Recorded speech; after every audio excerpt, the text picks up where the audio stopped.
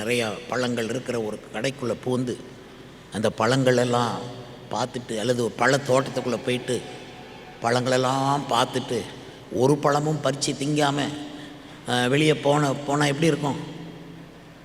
Apple தோட்டத்துக்குள்ளே போனால் அல்லது orange தோட்டத்துக்குள்ளே போனால் பறித்து எவ்வளவு பறிக்க முடியுமோ அங்கேருந்தே சாப்பிடணும். எவ்வளவும் பறிக்கலாம். ஆராதனையில் இருந்தேன், முடிஞ்சு போச்சு, கையை கழுவிட்டேன்னு அந்த வாரம் முழுவதும் நீங்கள் ஜெபம் பண்ணாமல் இருந்தீங்கன்னா உலகத்தான் தானே, நீங்கள் உலக பிரகாரமான மனுஷன் தானே சொல்லணும். ஞாயிற்றுக்கிழமை தேவனுடைய நாள். நான் எவ்வளோ நேரம்னாலும் சர்ச்சில் உட்காந்துருப்பேன். ஆராதனையில் ஆராதித்து முடிச்சுட்டேன். 2வது ஆராதனையில் செய்தி கேட்பேன். ஆராதனையில் எனக்கு கொஞ்சம் விளங்காமல் இருக்குது, திரும்ப கேட்டு 2வது ஒரு தேவன் ஒரு முறை விளம்பினார், 2 தடவை கேட்டிருக்கிறேன். அப்போ நான் திரும்ப கேட்பேன். அதுதான் ஆவிக்குரிய தாகங்கிறது. ஆவிக்குரிய தாகம் வேணும். இப்போ இங்கே சொல்லியிருக்கிறது ஆத்ம நங்கூரம்.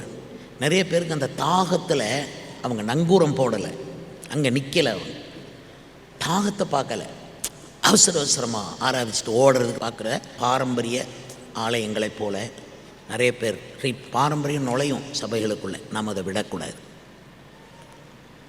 அவசரமான ஒரு வேலை இருக்குன்னா ஆராதனை முடிச்சுட்டு போயிடலாம். இல்லைன்னா கொஞ்ச நேரம் கூட தேவ சமத்தில் இருப்போம் அப்படின்னு பின்னால் பின் நாற்காலிகளில் செகண்ட் சர்வீஸுக்கு வரவங்க முன்னால் வரட்டும், நீங்கள் பின்னால் உட்காந்து இன்னும் அப்சர்வ் பண்ணி, இன்னும் ஜெபம் பண்ணி, இன்னும் ஒருத்தன் பசியாக இருந்தான்னா கொஞ்சோண்டு 2 இட்லி சாப்பிட்டு வெளியே வர மாட்டான். அங்கேயே இருந்து அவன் நிறைய வயிறு நிரப்பின பிறகு தான் வரணும். துதியின் கோட்டைன்னா அப்படி தான் இருக்க வேண்டிய ஒரு சபை. ஆண்டவருக்கு ஸ்தோத்திரம். அப்படி தான் இருக்கணும். நான் திரும்ப சொல்லுவேன், ஆவிக்குரிய சபைகளெல்லாம் காலையில் 9 மணிக்கு ஆரம்பித்தா மாலை 3 மணிக்கு தான் முடியும்.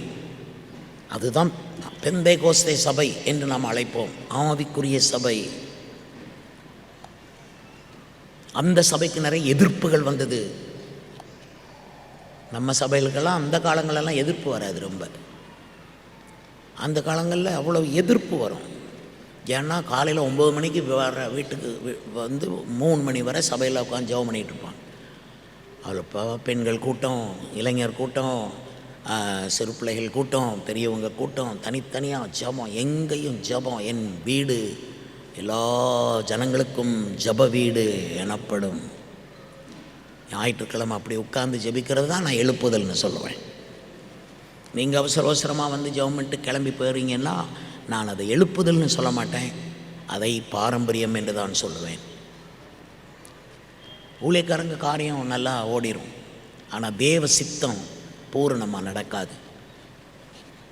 ஆட்கள் இந்த திருநெல்வேலியில் யோசிக்கணும், ஆச்சரியப்படணும். என்னடா இவங்க இந்த சபைக்கு போனாங்கன்னா அங்கேயே இவங்க இருக்காங்க, என்ன ரீசன்? அப்படி என்ன இருக்குது அங்கே?